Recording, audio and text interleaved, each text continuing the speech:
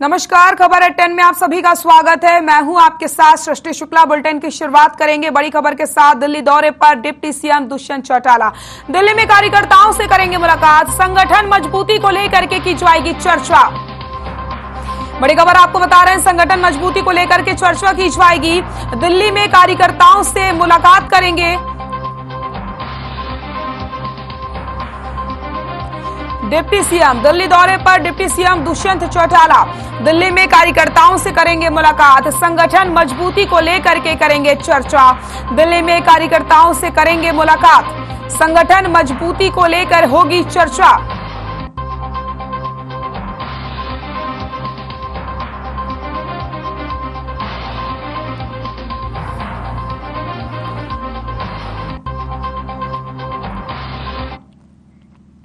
देश में एक दिन में 18,819 कोरोना के नए केस मिले हैं और कोरोना के चलते 39 लोगों की मौत हो गई, जबकि 13,827 लोग कोरोना से ठीक हुए, जिसके बाद देश में कोरोना का रिकवरी रेट 98.55% हो गया है। बात करें कोरोना के एक्टिव केसों की तो देश में फिलहाल कोरोना के 1,04,555 केस एक्टिव हैं और अब तक देश में कोरोना से 5,25,116 लोगों की मौत हो चुकी है।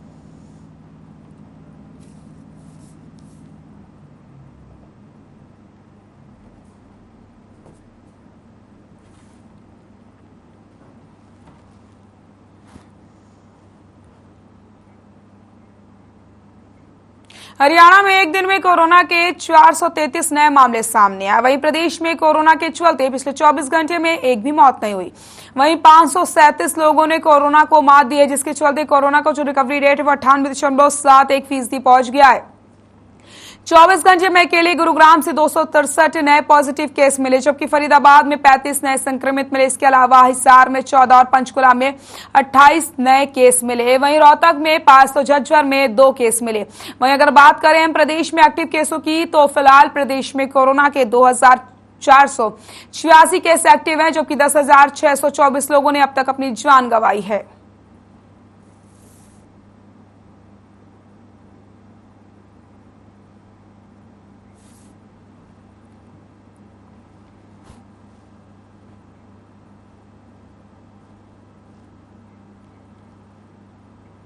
चंडीगढ़ में विधायकों और सांसदों की बैठक हुई, जिसकी अध्यक्षता सीएम मनोहर लाल ने की।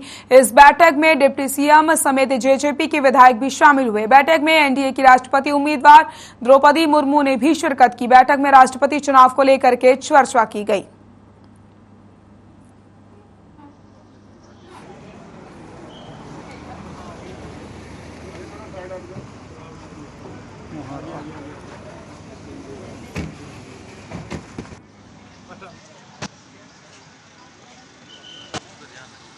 देखिए, आज हिमाचल, हरियाणा, पंजाब, जम्मू कश्मीर और चंडीगढ़ के जो चुने हुए जनप्रतिनिधि हैं, विधायक हैं, लोकसभा के मेंबर हैं, राज्यसभा के मेंबर हैं, उन सब के बीच में एनडीए की राष्ट्रपति पद की उम्मीदवार आदरणीय द्रौपदी मुर्मू जी अपने लिए वोटों की अपील करने के लिए आज आई हैं और आज उन्होंने सुबह शुरुआत की हिमाचल प्रदेश से, देवभूमि से, और उनकी दूसरी मीटिंग जनप्रतिनिधियों के साथ वीरों की भूमि हरियाणा में हुई है। तो सब जनप्रतिनिधियों ने, चुने हुए विधायक और सांसदों ने उनको विश्वास दिलाया है कि हमारा एक एक वोट एनडीए की प्रत्याशी आदरणीय श्रीमती द्रौपदी मुर्मू को जाएगा। तो आज इसी निमित्त यहाँ पर सारे जनप्रतिनिधि इकट्ठे हुए थे और सबने पूरा उनके उम्मीदवारी पर विश्वास। एनडीए की प्रत्याशी द्रौपदी मुर्मू जी हैं और पहली शुरुआत वीरों की भूमि, देवों की भूमि और चंडीगढ़ से शुरुआत करती हैं और एनडीए के प्रत्याशी भारी मतों से आज वोटों की अपील की है एमपी विधायक गणों से, और ये मान के चलते हैं कि द्रौपदी मुर्मू जी एनडीए के प्रत्याशी भारी मतों से विजय होंगे। क्या उम्मीद करते हैं सर, विपक्ष ने उम्मीदवार मैदान में उतारा है, लेकिन आप एनडीए उम्मीदवार के पक्ष में किस तरीके से वोट की उम्मीद है? क्रॉस वोटिंग की कोई चर्चा अपनी तरफ से कोई एनडीए की तरफ से होने वाला नहीं है। और उनकी तरफ से रुक नहीं सकता। आपने राज्यसभा में देखा, पर ये मैं मान के चलता हूँ एनडीए की प्रत्याशी द्रौपदी मुर्मू जी भारी मतों से जवाब देंगी। देश की आदिवासी क्षेत्र की पहली महिला राष्ट्र आज हमारे यहाँ हिमाचल और हरियाणा में आए थे और आज हम गठबंधन में सरकार चला रहे हैं। दोनों पार्टी की तरफ से समर्थन दिया गया है और जो चुनाव होने जा रहा है 18 तारीख को, उसके बारे में हमें बताया गया है और हम सब मिलकर वोट डालकर उनको जो प्रथम पद पर है उनको सुशोभित करेंगे। साधारण परिवार से हैं और बड़े ऊंचे ख्यालात हैं उनके। देश के लिए बहुत ही अच्छी राष्ट्रपति साबित होगी, क्योंकि वो डाउन टू अर्थ है। सबसे बड़ी बात यह है उसमें अहंकार नहीं है और वो कहती है कि मैं जो भी हूँ, जैसी भी हूँ, कोई तारीफ नहीं करती अपनी, लेकिन कहती है कि मैं बुरा नहीं करूंगी, अच्छा। अकाली दल के नेता और पंजाब के पूर्व मुख्यमंत्री सुखबीर सिंह बादल ने प्रेस कॉन्फ्रेंस करके बताया कि राष्ट्रपति चुनाव में वो एनडीए उम्मीदवार द्रौपदी मुर्मू के साथ हैं। इसी के साथ उन्होंने ये भी साफ किया कि बीजेपी के साथ उनके मतभेद हैं, लेकिन वो द्रौपदी मुर्मू का समर्थन करेंगे। तो वहीं उन्होंने कांग्रेस पर भी निशाना साधा।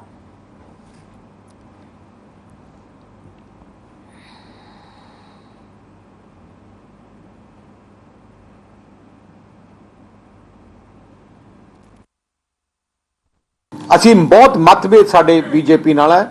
ਉਹ ਮਤਭੇਦ ਨੂੰ ਅਸੀਂ ਸਾਈਡ ਤੇ ਰੱਖਦੇ ਹੋਏ, ਕਿਉਂਕਿ ਆ ਇਸ਼ੂ ਇੱਕ ਮਾਈਨੋਰਿਟੀ ਦਾ, ਇੱਕ ਗਰੀਬ ਘਰ ਦੀ ਔਰਤ, ਇੱਕ ਦੇਸ਼ ਦੀ ਪ੍ਰਧਾਨ ਮੰਤਰੀ ਰਾਸ਼ਟਰਪਤੀ ਬਣਨ ਦਾ ਉਹਨੂੰ ਮੌਕਾ ਮਿਲ ਰਿਹਾ ਹੈ। ਸਾਰੀਆਂ ਚੀਜ਼ਾਂ ਦੇਖਦੇ ਹੋਏ, ਆਪਣੇ ਪੋਲੀਟੀਕਲ ਡਿਫਰੈਂਸ ਨੂੰ ਸਾਈਡ ਤੇ ਰੱਖਦੇ ਹੋਏ ਅਸੀਂ ਸੋਚਿਆ ਕਿ ਅਸੀਂ ਸਹੀ ਰਾਹ ਚੁਣੀਏ। ਸਹੀ ਰਾਹ ਇੱਕੋ ਇੱਕ ਹੈ।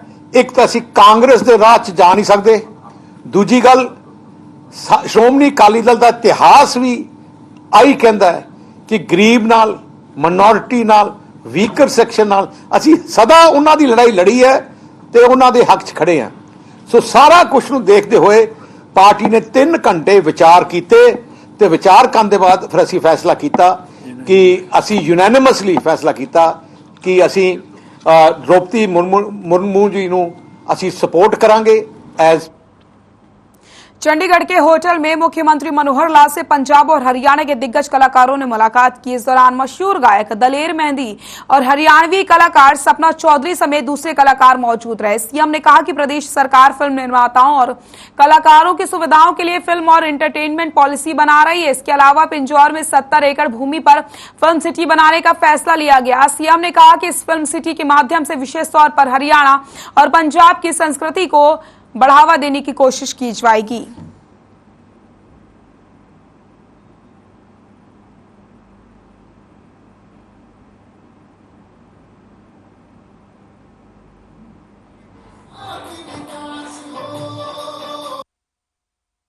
ਜਿਹੜਾ ਕੰਮ ਹੈ ਯਾਨੀ ਜਿਹੜਾ ਕਲਾਕਾਰ ਕਰ ਰਹੇ ਨੇ, ਜਿਹੜਾ ਇੰਡਸਟਰੀ ਦੀ ਗੱਲ ਆਈ ਹੈ, ਇੱਕ ਚੀਜ਼ ਮੈਂ ਤੁਹਾਨੂੰ ਦੱਸਣਾ ਕਿ ਵੀ ਅਸੀਂ ਬਹੁਤ ਜਲਦੀ ਇੱਕ ਫਿਲਮ ਪਾਲਿਸੀ ਲੈ ਕੇ ਆ ਰਹੇ ਹਾਂ। ਫਿਲਮ ਪਾਲਿਸੀ ਦੇ ਨਾਲ ਬਲਕਿ ਮੈਂ ਅੱਜ ਸੋਚ ਰਿਹਾ ਬੈਠਾ ਬੈਠਾ ਕਿ ਇਹਦੇ ਨਾਲ ਇੱਕ ਵਰਡ ਹੋਰ ਜੋੜ ਦਈਏ, ਫਿਲਮ ਐਂਡ एंटरटेनमेंट पॉलिसी, ताकि खाली फिल्म तक सीमित ना रह जाए, क्योंकि फिल्म भी एंटरटेनमेंट कर दी है और जिहड़ा कवि जगत है वो अपने तरीके नाल यानी प्रोग्राम करके भावें किसी स्टेज दे प्रोग्राम करन, भावें कोई होर तरीके बहुत होंदे ने, टैलीविजन का तरीका है, कोई फिल्म ऑडियो बनाना है, कोई वीडियो बनाना है, कोई कैसेट बनानी है, कोई यूट्यूब पे भी आजकल बहुत चल गया। तो इस करके वो सारा एंटरटेनमेंट इकट्ठा करके उसकी एक असी पॉलिसी बनावांगे। और एक असी फिल्म सिटी की जितों गल है, असी एक छोटा जिहा एरिया, बहुत वड्डा तो नहीं, कोई 60-70 एकड़ का एक एरिया असी पिंजौर ईयर मार्क किया फॉर फिल्म सिटी। वो प्लानिंग मोटी मोटी बन गई, अनाउंस ही करना बस, जिसले अनाउंस करांगे उहदे च असी पंजाब और हरियाणा दोनों के कल्चर नूं किवें अगे वधाया जाए, भावें वो फिल्मां दे राही है, भावें एंटरटेनमेंट के होर तरीके ने उन्हां दे राही है, इस रीजनल जिहड़ी आइडेंटिटी है साडी वो बनी रहे। तो उस करके उहदी पॉलिसी बनावांगे, उहनूं लॉन्च करांगे। मेरे काफ़ी दिल्ली हरियाणा काफ़ी आना जाना रहिंदा है। ਮੈਂ ਜਦੋਂ ਵੀ ਸੀਐਮ ਸਾਹਿਬ ਦਾ ਬੋਰਡ ਦੇਖਦਾ ਸੀ, ਮਨੋਹਰ ਲਾਲ ਜੀ ਨੂੰ ਕਦੇ ਵੀ ਦੇਖਦਾ ਸੀ ਕਿ ਉਹਨਾਂ ਹੋਰਡਿੰਗ ਲੱਗੀ ਹੋਈ ਹੈ, ਤੇ ਮੈਂ ਗੱਡੀ ਚਲਾਉਂਦਾ ਹੋਇਆ ਕਹਿੰਦਾ ਸੀ ਕਿ ਬਸ ਜਿੰਦਾਬਾਦ ਕਰ ਦਿੰਦਾ ਸੀਗਾ। ਤੇ ਮੇਰੀ ਵਾਈਫ ਤਰਨ ਕਹਿੰਦੀ ਸੀ ਕਿ ਤੁਸੀਂ ਹਰਦਮ ਜਦੋਂ ਤੁਸੀਂ ਉਹਨਾਂ ਨੂੰ ਦੇਖਦੇ ਜਿੰਦਾਬਾਦ ਕਿਉਂ ਬੋਲਦੇ ਹੋ। ਤੇ ਮੈਂ ਉਦੋਂ ਉਹਨਾਂ ਨੂੰ ਮਿਲਿਆ ਨਹੀਂ ਸੀਗਾ, ਬਟ ਮੈਨੂੰ ਇਹ ਮਹਿਸੂਸ ਹੋ ਗਿਆ ਸੀ ਕਿ ਜਦੋਂ ਤੇ ਆਏ ਨੇ, ਕੋਈ ਵੀ ਰਿਸ਼ਵਤ, ਕੋਈ ਵੀ ਪਰੇਸ਼ਾਨੀ ਜਿਹੜੀ ਪਿੱਛੇ ਸਾਨੂੰ ਦੇਖਣੀ ਪੈਂਦੀ ਸੀ, ਕੋਈ ਵੀ ਬੰਦਾ ਆ ਕੇ ਪਰੇਸ਼ਾਨ ਕਰ ਦਿੰਦਾ ਸੀਗਾ, ਬੋਲਦਾ ਸੀਗਾ, ਕਦੇ ਵੀ ਸਰਕਾਰ ਵੱਲੋਂ ਇਹਨਾਂ ਵੱਲੋਂ कभी भी सानू एज ए आर्टिस्ट कोई प्रॉब्लम नहीं। तो एक चीज़ के लिए सर मैं हमेशा से आपको और हमारे प्राइम मिनिस्टर मोदी जी को थैंक यू बोलना चाहती हूँ, क्योंकि मुझे आर्टिस्ट कम्युनिटी में काम करते करते 15 साल हो गए हैं। मैंने एक ऑर्केस्ट्रा से स्टार्ट किया था जहाँ मुझे 1200-1300 रुपये मिला करते थे। उस टाइम पे एक लेडीज़ को प्रॉब्लम होती है वो टॉयलेट की होती है सबसे बड़ी।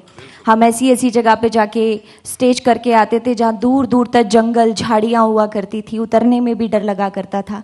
उस चीज़ के लिए मैं आपका तहे दिल से शुक्रिया अदा करूँगी सर। आज जगह जगह पे आपने हमें टॉयलेट प्रोवाइड कराए हैं, आज हमें उतरने में दिक्कत नहीं है, हमें कहीं किसी से बोलने में दिक्कत नहीं है। तो मैं इस चीज़ के लिए आपका तहे दिल से शुक्रिया।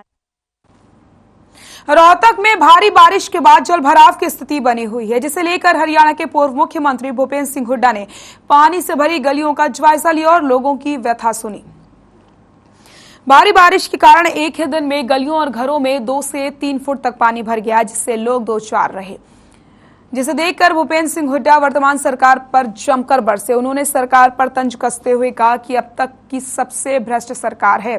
सैकड़ों करोड़ रुपए शहर में खर्च करने के बाद भी शहर में पानी निकासी की व्यवस्था नहीं हो पाई। भूपेंद्र सिंह हुड्डा भारी बारिश से बिगड़ती स्थिति को देखने खुद पानी में उतरे और अपने इलाकों का दौरा किया। कॉलोनी में पानी भरे से दुखी लोग ने कहा वो हर साल इसी तरीके की समस्याओं का सामना करना उन्हें पड़ता है। ना कभी उनकी भूपेंद्र हुड्डा सरकार ने सुनी और ना ही वर्तमान सरकार सुन रही है।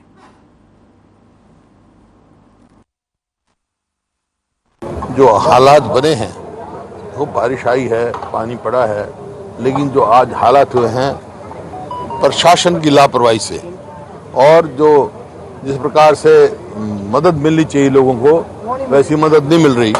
अब लोग सब सामान खराब हो गया, इनका कंपनसेशन देना चाहिए और वार फुटिंग पे इनकी मदद करनी चाहिए, आना चाहिए बाहर। अब एक लगा रखा है, ये इतना पानी भरा है, यहाँ तो कम से कम 10 पंप लगने चाहिए थे ताकि ये जल्दी से जल्दी इनकी खाली हो पीछे। और ये बूस्टर जो कि बूस्टर वाला चला ही नहीं रहा, तो इस वजह से कि मेरे 55 लाख रुपए पेमेंट नहीं मिली। इतनी भ्रष्ट सरकार, सिर्फ भ्रष्टाचार। अमृत योजना में सैकड़ों करोड़ आए, अगर वो सही प्रयोग होता तो आज ये दिन नहीं देखने पड़ते हरियाणा के लोगों को। ना पानी भर गया सारा रात, कल सवेरे एक बार भरया कटिया सफाई की फिर इतना गड्ढा दे पानी, सारा सामान जो कुछ है सब सत्यानाश हो गया। सब परेशान तो होंगे, क्या करें जी, परेशान तो हो ही गए। महावीर कॉलोनी रहने वाले भाई, ठीक है, पहचान सतीश शर्मा, महावीर कॉलोनी सतीश शर्मा। 95 से देख रहे, 95 बाढ़ आई थी यहाँ पे, ठीक है, 1 महीने बाद पानी उतरा था। उसके बाद हुड्डा साहब का भी राज आ गया, 2 योजना लगातार रह गए, लेकिन कभी यहाँ सूद ना ली गई। हर साल यही पानी का मार होती है, हर इस मोहल्ले एक बार से होता ही ग्राम पानी घुसता है, लेकिन कभी कोई सूद ना लेता।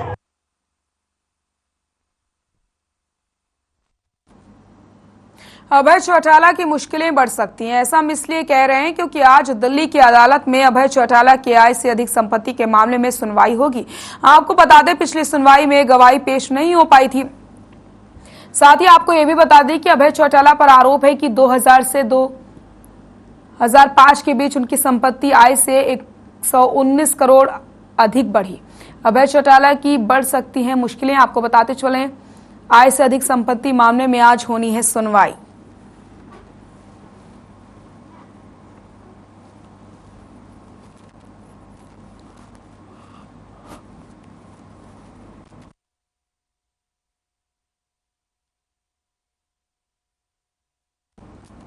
यमुनानगर के जोगाधरी में बनी गलियों का उद्घाटन करने पहुंचे हरियाणा के शिक्षा मंत्री कंवरपाल गुर्जर। शिक्षा मंत्री ने पूर्व मुख्यमंत्री हुड्डा के बयान पर पलटवार करते हुए कहा कि हुड्डा अपने आप को किसानों का नेता मानते हैं और बारिश किसानों के लिए लाभदायक है। वर्षा समृद्धि का प्रतीक है। उन्होंने कहा कि बारिश होती है तो पानी आता है और कुछ समय बाद निकल जाता है। इसमें सरकार के फेलियर वाली बात नहीं है। आपको बताते हुड्डा ने जल भराव होने पर सरकार को फेलियर बताया था। वहीं शिक्षा मंत्री ने बताया कि चंडीगढ़ में एनडीए के राष्ट्रीय पति पद की प्रत्याशी द्रौपदी मुर्मू को जेजेपी, बीजेपी, आजाद विधायकों, सांसदों ने जहां समर्थन का ऐलान किया, वहीं उन्हें उम्मीद है कि अन्य दलों के विधायक भी योग और श्रेष्ठ एनडीए की प्रत्याशी का अपनी अंतरात्मा की आवाज पर समर्थन देंगे।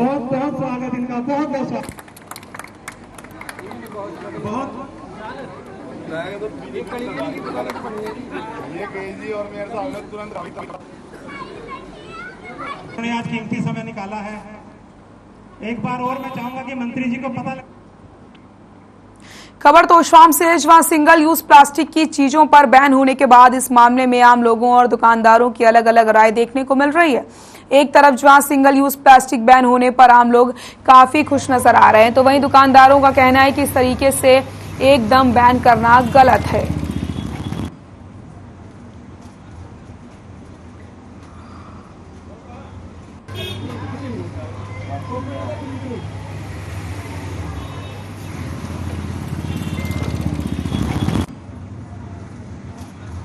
समस्या तो है ही सर, लेकिन एकदम ज़्यादा समस्या आ गई। हर चीज़ पे बैन, बिस्कुट पे बैन, पार्ले जी पे, नमकीन पे, हर चीज़ों पे बैन।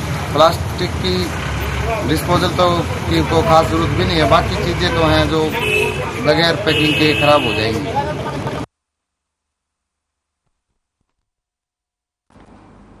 मुख्य सचिव संजीव कौशल ने चंडीगढ़ में वीडियो कॉन्फ्रेंसिंग के जरिए एक बैठक की। राज्य में हो रहे अवैध खनन को लेकर बैठक की गई।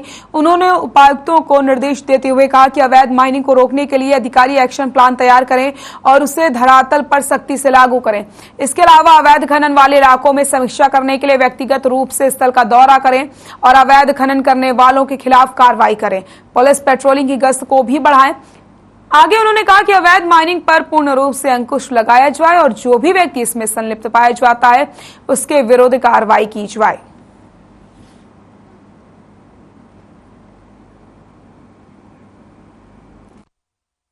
बहुत दिनों से सोशल कमेटी से एक एनडीसी की बहुत कंप्लेंट आ रही थी, उसके लिए मैं आज कॉर्पोरेशन में आया था।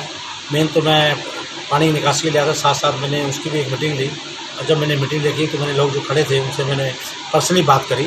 बात करके मैंने अधिकारियों के सामने रखा। कई लोग बेचारे 2 महीने से, कोई 1 महीने से आ रहे थे, उनको एनडीसी नहीं मिल रही थी। तो पहले मैंने आज उसके लिए जो लोगों ने इसमें कर्मचारियों ने गलत प्रकार से लोगों को गाइड किया हुआ था, जिनके कारण लोग परेशान थे, उनको चारों के बारे में मैंने उपायुक्त महोदय को लिख दिया है उनको सस्पेंशन के लिए ऊपर भेजने केस बना के डॉक्टर साहब के पास और ईओ साहब के माध्यम से। और साथ में मैंने ये भी कह दिया है बड़े अधिकारी, जो 4 बड़े अधिकारी हैं उसमें हमारे सिविल एक्शन साहब मिस्टर भटला है, एक हमारे सेक्रेटरी साहब है और एक जेई हमारे को मिस्टर दीवान, संजय दीवान है।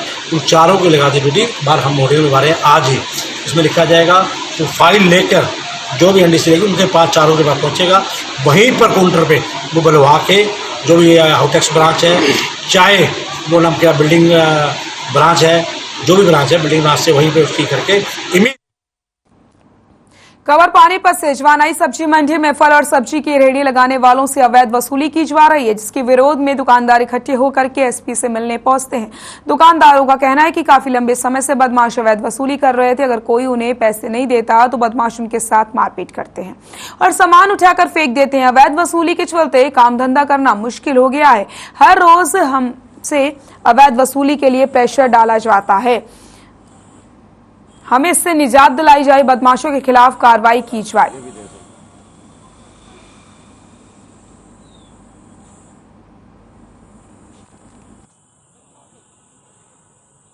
जी रेडी पे आए थे मेरे पास, बोले पैसे दो अंदर रेडी बाहर कर देंगे आपकी।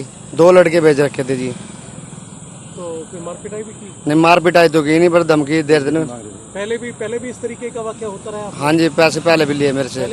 हाँ जी, मैं मछुआरा प्रधान हूँ जी। क्या दिक्कतें आ रही है? दिक्कत सर वहाँ पे बात ये है जी, वहाँ पे हमारे मछुआरा भाई बहुत दिक्कत में है, उनको बहुत ज़्यादा परेशानी है, क्योंकि बाहर के बंदे आते हैं, उनके साथ मतलब मंथली ले जाते हैं 300 रुपये महीना, जो चाय वालों से लेते हैं 2000 रुपये, 3000 रुपये, 5000 रुपये। अगर उनको नहीं देते हैं तो उनको मार पीटते हैं, धमकी देते हैं, तो उनका सामान रेडिया पलट देते हैं। सिरसा में पुलिस ने मादक पदार्थ तस्करों के खिलाफ अभियान चलाया। इस अभियान में ऑपरेशन क्लीन के तहत सीआईए पुलिस की टीम ने चेकिंग के दौरान गांव धेसू जोधा खेत में बने एक मकान से करीब 10 क्विंटल डोडा चूरा पोस्ट सहित 2 तस्करों को गिरफ्तार कर लिया। इस संबंध में जानकारी देते हुए पुलिस अधीक्षक डॉक्टर अर्पित जैन ने बताया कि गिरफ्तार किए गए व्यक्तियों की पहचान सुरेंद्र सिंह और हर गोविंद के रूप में हुई है। वहीं उन्होंने आमजन से भी कहा कि बेखौफ होकर नशा बेचने वालों की सूचना पुलिस को दें, ताकि ऐसे लोगों के खिलाफ कड़ी कार्रवाई की जा सके।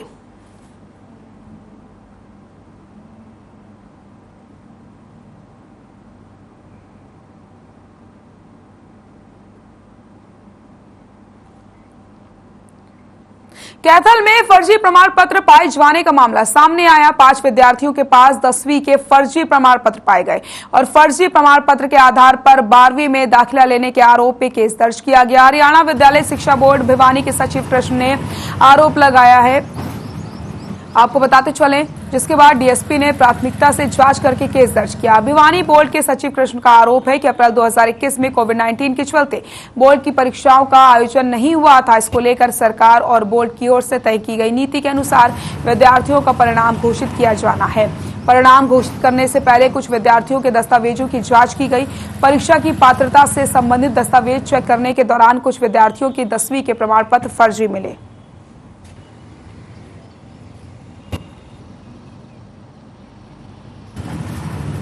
एक शिकायत सचिव हरियाणा शिक्षा बोर्ड ने एक हमारे उच्च अधिकारियों को एक कंप्लेंट दी, जिसकी तस्दीक हमारे डीएसपी हेडक्वार्टर द्वारा की गई, श्री कुलवंत जी के द्वारा। उसमें कुछ 3 बच्चों द्वारा 10वीं की फर्जी प्रमाण पत्र पाए गए, जिनके खिलाफ एफआईआर दर्ज कर दी और जल्द कार्रवाई शुरू कर दी। तो सर, किस तरह से जो डीएमसी वगैरह बनाई गई थी, किस तरह से यूज किया गया था, उसके बारे में सब कुछ पता चला? इन्होंने 3 लड़के, जो आशीष है, आमन है, इन्होंने 10वीं की फर्जी प्रमाण पत्र दोषी।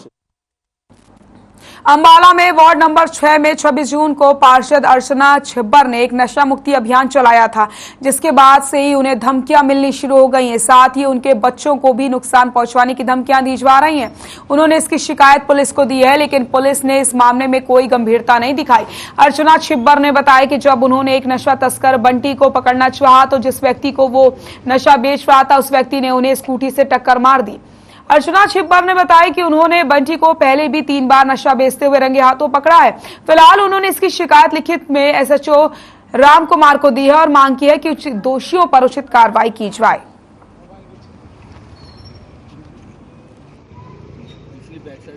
जी, 26 जून से इस नशा अभियान के में हम लोग जुड़े थे और उससे पहले भी हम लोग रामनगर, हरी पैलेस वगैरह पालिका विहार के लोग बहुत परेशान हैं। मैंने जैसे कि पिछली 26 तारीख को बाइट भी दी थी, उसमें भी मैंने ये कहा था। अब दिक्कत क्या है कि जब से ये अभियान शुरू हुआ, मेरे को धमकियां आनी शुरू हो गई, कभी किसी के थ्रू, कभी किसी के थ्रू, कभी कुछ, और मेरे को बार बार ये मेरे बच्चों को मारने की धमकी देते हैं। पूरे रामनगर को कुछ कहने की मेरे को कहते थे कि इनका कुछ हम घर ये कर देंगे, वो कर देंगे, बहुत सारी चीजें बोली उन्होंने मुझे। और आज इन्होंने पुलिस से हम बार बार आग्रह कर रहे थे कि प्लीज कुछ कीजिए। उन्होंने नाका तो लगा दिया, पर उठ के देखने की उनसे हुआ नहीं। उनको बार बार बोला कि उठ के प्लीज थोड़ी चेकिंग तो कर लिया करो, बैठे रहते हो आप, थोड़ी सी सेवा तो कर लो बैठ के भी। फरीदाबाद में हरियाणा के पूर्व पुलिस महानिदेशक शील मधुर ने तिरंगा मेरी शान को लेकर प्रेस वार्ता की। शील मधुर ने कहा कि राष्ट्रीय ध्वज के महत्व तिरंगा सेना बताएगी और इसकी अहमियत को जन जन तक पहुंचाने का कार्य तिरंगा सेना करेगी। राष्ट्रीय ध्वज के सम्मान को सुनिश्चित करने और इसके रखरखाव से संबंधित ध्वज नियमों और प्रोटोकॉल की समुचित जानकारी देने के लिए भी तिरंगा सेना कार्य करेगी। मधुर ने देशवासियों से आह्वान करते हुए कहा कि इस वर्ष 22 जुलाई के दिन भारतीय ध्वज दिवस के रूप में मनाया जाएगा। हमारे देश की आजादी के 75 साल पूरे हो चुके हैं और हम आजादी का अमृत महोत्सव धूमधाम से मना रहे हैं, लेकिन ये अत्यंत खेद का विषय है कि देश की गौरव के प्रतीक तिरंगा के सम्मान में अभी तक केंद्र में सत्तारूढ़ रही सरकारों की ओर से राष्ट्रीय ध्वज दिवस की घोषणा नहीं की गई।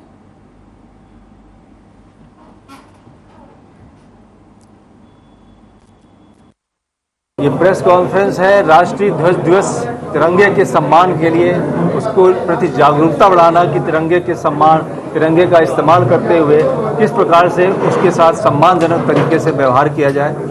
साथ ही साथ राष्ट्रीय ध्वज दिवस की डिमांड है कि विश्व के सभी शक्तिशाली देशों में राष्ट्रीय ध्वज दिवस उनका होता है, जिसमें वो अपने पेट्रियोटिज्म का प्रकट करते हैं, उसकी भावना को, और उससे देशभक्ति की भावना मजबूत करते हैं।